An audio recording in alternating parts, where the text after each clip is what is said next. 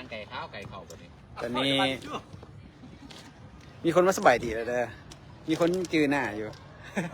ตอนนี้ตุพุทธอยู่ที่งานแข่งขันไม่แข่งขันหรอกเขาห้องว่า challenge 5,000 เมตรM150 M100 step เนาะเป็นคนเฮ็ด challenge ตัวนี้ขึ้นมาเนาะซึ่งตอนนี้เขาสิไปเบิ่งกันเลยเพราะว่าปล่อยตัวมาแล้วนะเดี๋ยวนี่เด้อตัวน้ำอยู่นี่ M กับลำพรเนาะเป็นคนนำอยู่จากรอบแล้วก็กรรมการรอบที่5ใกล้ละมีคนเฮียแล้วปะอันนี้มามืดนะพวกนี้เนาะอุ้ยบีบอันนี้อันดับ3นะแดงอันดับ4นี่เด้ออันดับ4นี่เด้ออันดับ4นี่รอบที่5อันดับ5อันดับ6อันดับ7อันดับ7มีอันดับ8เนาะอันดับ8เข้ามาละอันดับ8นะอันดับ8อันดับ9นี่เด้ออันดับ9เด้อพวกนี้เด้ออันดับ9เด้อสิเลนนะพวกนี้นะไวไหมไวก่อนนั้นแสงสบออันนี้อันดับ10เนาะทีมแบล็กดากอนอันดับ11เนาะอันดับ12ในอันดับ12เด้อขาเสียก็มีคนมาเสียหลายอยู่นะเบิ่งนี่เด้อขาเสียไม่อย่างมาหักคอแฟนเล่นอันนี้บนมาหักคอแฟนเล่นไปละเป็นเครื่องลงแม่หอบที่6ยังจะหอบก็ยังจะหอบยังอีก7หอบกลุ่มน้ำนี่6แล้วนะกลุ่มน้ำนี่6น้ำมาตลอดเป็นปะน้ำมาตลอดนะเบียดกันตลอดเนาะมาแซงหอบสุดท้ายเป็นปะตอนนี้9 นาที14 วินาทีแล้วนะแดงอันยังคงอันดับที่3นะแดงยังอยู่อันดับที่3เด้ออันดับที่4นะสหายก่อนยังอยู่ดีเด้ออันดับ5ทีมแบล็กดากอนเนาะอันดับที่6มามือเท้าหูซึว่าลนลงมาอยู่อันดับที่7นั่นนะเอาพี่ไปแล้วเลยอันดับที่8นะลูปรันนิ่งเด้อ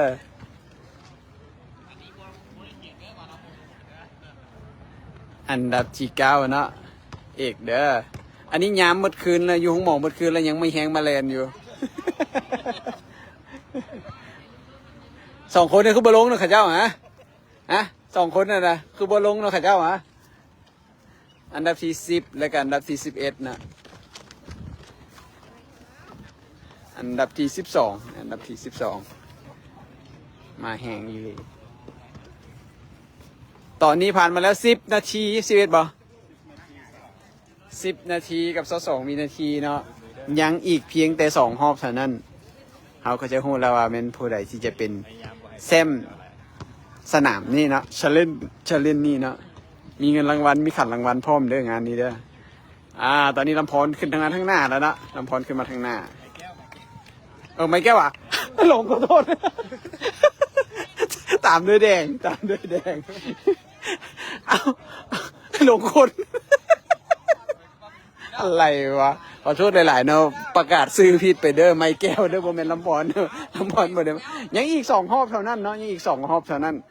อีก2 รอบเท่านั้นสู้โกเหลือ5 รอบเท่านั้นเนาะ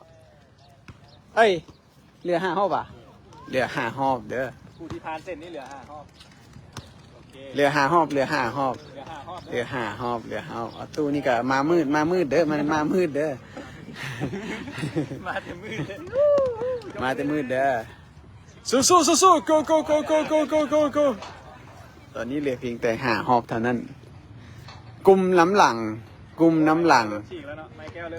ไม้แก้วฉีกจาก M มาประมาณ10 เมตรเนาะแล้วก็ตามผู้สุดท้ายแมนเพียงแต่10 เมตรเท่านั้นก็จะน็อกรอบแล้วเนาะก็จะน็อกรอบอันผู้สุดท้ายนี่มันคืออย่างผู้นี่นะเกมซึกมามืดป่ะบูจักผู้สุดท้ายนี่เด้อแล้วก็ไม่ ไม้แก้วกำลังนำมาไม้แก้วเหลือ4หอบเหลือ4หอบไม้แก้วอันดับขึ้นมาอันดับ1เนาะอันดับ2เป็นเอ็ม4หอบแดงกำลังไล่บี้เอ็มขึ้นมาเว้าเบิ่งดูตัวเก่งมื้อนี้เป็นไผ ตัวเก่งมือนี่ไหนแก้วเนาะ เอาฮอดหอบทีเดี๋ยวนี้แล้วมันก็ต้องเก่งแล้วเนาะ ขึ้นแล้ว อ้าวซื้อเลยก่อนเอาจะไหนคอทอนโตเนาะคอทอนโตเดี๋ยวซื้อเลยก่อนทอนโต ซีเด้อเหลือซีเด้อ เหลือ4หอบเหลือ4หอบเหลือ4หอบเหลือ4หอบเหลือ4หอบเท่านั้นเหลือ4หอบเหลือ4หอบเหลือ4หอบไปตอนนี้มามืดของพวกเขาลนมาอยู่ที่อันดับที่เท่าไหร่ก็บ่ฮู้บ่ได้ไรละบ่ได้นับละ โอ้แดงขึ้นหนึ่งแล้วแดงขึ้นที่หนึ่งแล้ว แดงแสงขึ้นมาบี้ขึ้นมาที่1แล้วเนาะเห็นไกลๆเนาะ มาเลย เห็นไกลๆแดงบี้ขึ้นมาที่1แล้วเนาะ มาเหนือ ตอนนี้อันดับที่1กำลังจะน็อกฮอบมาหลายๆคนมาแล้วกำลังจะน็อกฮอบมาหลายๆคนไมแก้วบี้ขึ้นมาคืนเนาะบี้ขึ้นมาคืนแต่ว่าตอนนี้สูสีกันอยู่ตู ซีหอบแล้ว ยังเหลือ4หอบส่วนกลุ่มน้ำแมนยังเหลือ3หอบเนาะกลุ่มน้ำยังเหลือ3หอบเนาะแดงขึ้นมาแล้วตามด้วยไมแก้วเนาะโอเคหมอไอ้ายเนาะยังเหลือ4หอบเอ็มตอนนี้ลนมาอยู่อันดับ3เนาะเหลือ3หอบเท่านั้นเกมเรือ4หอบเนาะเกมเรือ4หอบไม่ ซีหอบน้องซีหอบ เกมเรือ4หอบเท่านั้นเป็นอะไรฮะเมื่อคืนนี้ไม่ได้นอนเปล่า ยกกล้ามไหลไปซะแล้ว แล้วเพียกยังไม่ได้วอร์มต้องไปหากันลงสนาม ดีโบได้ยัง4หอบเนาะ 3หอบยัง3หอบ เอ้ยผู้นี้ยัง3เหรอผู้นี้ยัง3ยัง3 สาม ยัง3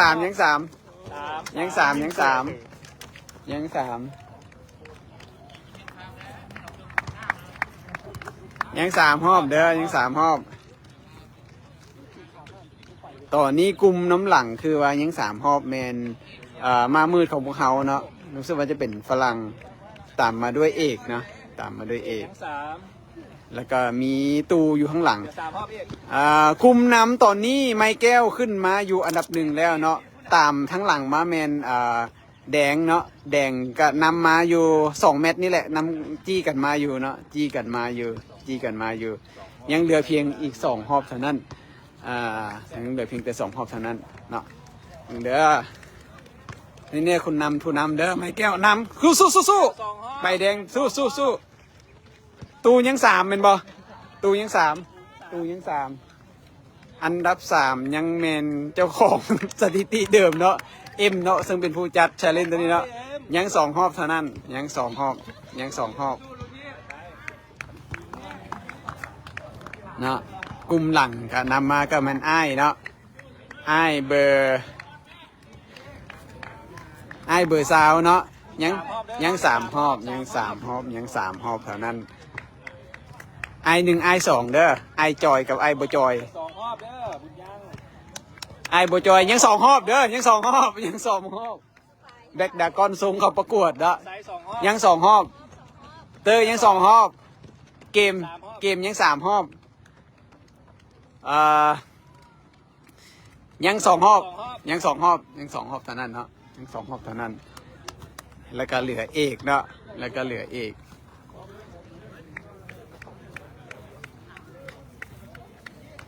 เอกยังเหลือ2หอบเท่านั้นสู้ตอนนี้อันดับ1เมนไมแก้วยังนำมาด้านหน้าเนาะแดงน้ำอยู่ทั้งหลังประมาณ10 เมตร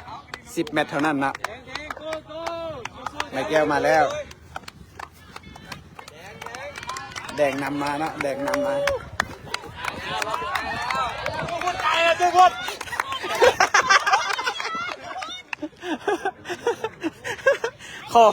ขอกวนสนามหรือตู้โก้หอบเดียวตู้ยัง2หอบเอ็มยังหอบสุดท้ายหอบสุดท้ายโก้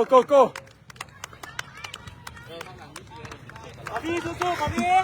ดึงเสื้อตลอดหัวเป็นอย่างบาดหัวนม เสื้อบาดหัวนม เวลาเท่าไหร่แล้ว ได้รุ่นบ่17 นาที 14 วินาที น่าจะเมนทีหนึ่งน่าจะอยู่ที่18 นาทีป่ายเนาะรอบสุดท้ายไอ้รอบสุดท้ายแล้วรอบสุดท้ายแล้วรอบสุดท้ายแล้วรอบสุดท้ายรอบสุดท้าย ตอนรอบสุดท้าย รอบสุดท้ายโอ้ตอนนี้เห็นมาไกลๆเมนไม้แก้วจะเข้าเซ็นไซที่หนึ่งแน่นอนเนาะตอนนี้แดงถือว่าน่าจะนำมาบ่ทันไม้แก้วระยะห่างจะอยู่ประมาณเกือบ20 เมตรเนาะเกือบ20 เมตรเข้าเส้นไซเนาะเข้าเส้นไซเลยตามด้วยแดงเนาะอันดับ2 18 17ว้าว18 นาทีนิวพีบีเลยที่บอกโหดหลายเพจ3เท่าไหร่เนาะ ประมาณ M 330 M กำลังชี้เข้าที่3อันดับที่3แล้วก็ตูยังรอบหนึ่งเป็นบ่ตูรอบสุดท้ายM เข้าเส้นไซนะ M เข้าเส้นไซที่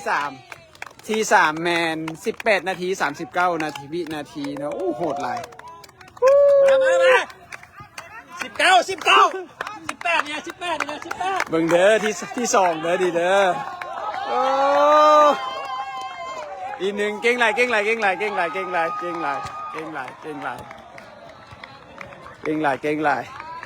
สุดยอดหลายแต่ละคนพักจุกแล้วเนาะไม่ไผ่บอกสู่เรียนเพจ3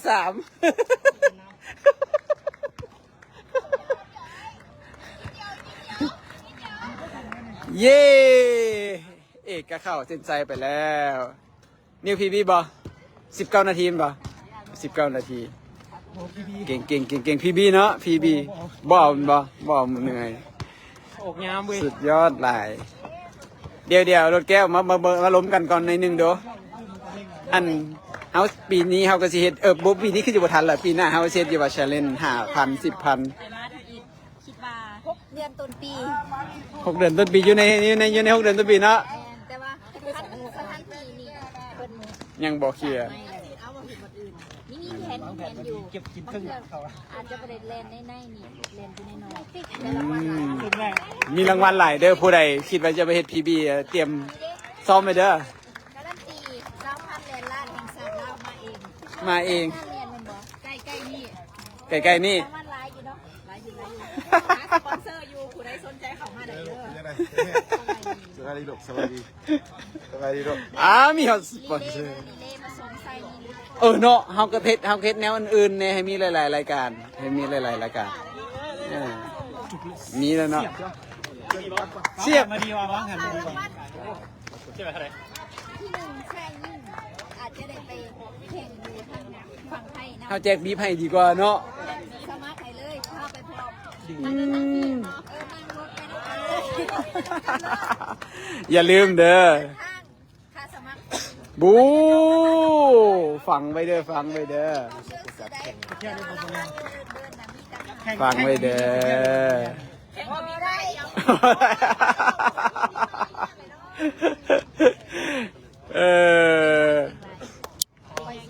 ถือว่าเป็นกิจกรรมดีๆเนาะเดี๋ยวหลังจากเดี๋ยวนี้เฮาสิสรุปก่อนแล้วกันเนาะรางว่าchallenge M100 step เนาะ 5,000 track อยู่ในสนามกีฬาเจ้าอนุวงศ์ก็ถือว่าได้อันดับที่1ไปแล้วเนาะอันดับที่1เป็นไม้แก้วเด้อประมาณ18 นาทีเท่าใดนี่แหละอันดับที่2แมนอันดับแดงเนาะ18 นาที 38 วินาทีและอันดับที่3แมนเจ้าของผู้จัดเนาะน้องเอ็มเนาะซึ่งน่าจะอยู่19 นาทีเท่าใดตู้ก็บ่ได้เบิ่งคักเดี๋ยวจะมีการสรุปจากทางเพจของเพิ่นอีกบัดหนึ่งนะ3-40ประมาณนี้แหละพวกเจ้าโหดหลายพวกเจ้าโหดหลาย 329 พวกเจ้าโหดหลายเดี๋ยวไปเบิ่งน้ำกรรมการก่อนนะว่าผู้ใดได้อันดับที่เท่าใดและก็มีเวลาอย่างจังใดเด้อ กรรมการก็ค้นกันเองนี่แหละสรุปแล้วมันบ่ จะให้ตู้อีกนาทีหนึ่ง 4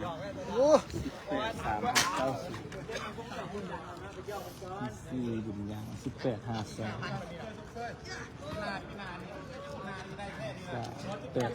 อันดับ3เอ็มเป็น18นาที36วินาที90นาทีเนาะอันดับที่1เป็น18นาที00กับ96วินาทีอันดับ2แมน18นาที5วินาทีกับ18วินาทีโหดหลาย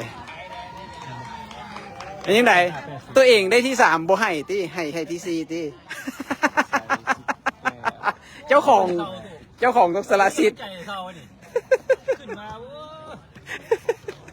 เจ้าของต้องสละสิทธิ์ตุยนี่ยังแลนอยู่เด้อกิโลแล้วฮะ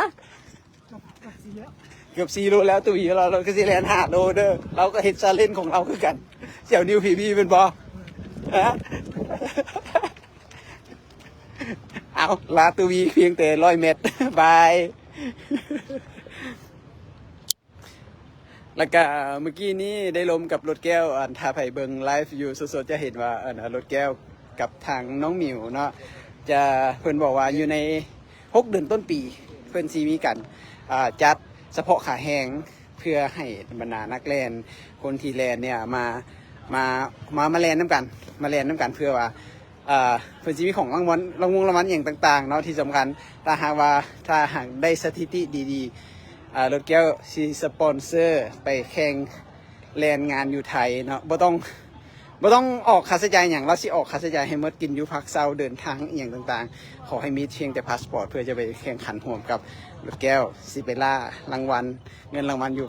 ทางฝั่งประเทศไทยเด้อฉะนั้นอย่าลืมซ้อมไว้แล้วกันถ้าจะถามว่าตู้สิจัดบอเดียวตู้น่าจะจัดแต่คือชิบโบแมนไวๆนี่เนาะเบิงเรื่องเวลาเรื่องคอมพร้อมอย่างก่อนเนาะที่สำคัญแมนสปอนเซอร์หั่นแหละต้องมีเพราะว่าบ่มีสปอนเซอร์เฮาก็บ่มีรางวัลที่จะให้นักกีฬาเนาะ นักกีฬาที่จะมาร่วมแข่งขันไปเบิ่งผลประกาศกันเด้อ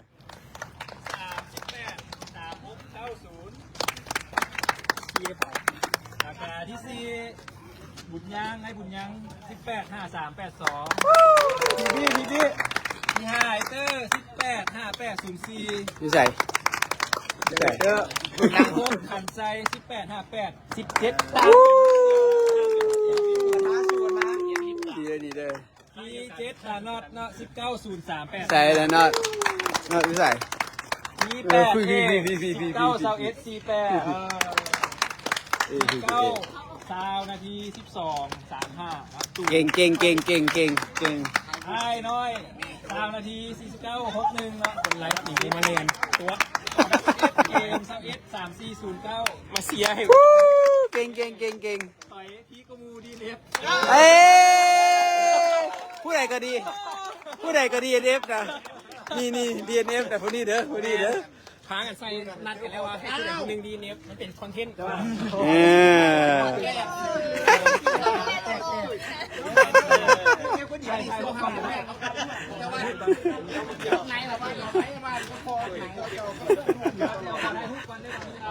มาถ่ายรูปรวมโอเคเนาะก็ถือว่าสิ้นสุดไปแล้วเนาะสำหรับการแข่งขันเดียวตู้สิได้ลาไปก่อนเนาะเดี๋ยวสีเฝ้าไปอีกงานของงานเลี้ยงประจำปีของบริษัทเนาะสำหรับวันนี้ขอลาไปก่อนบ๊ายบายสบายดี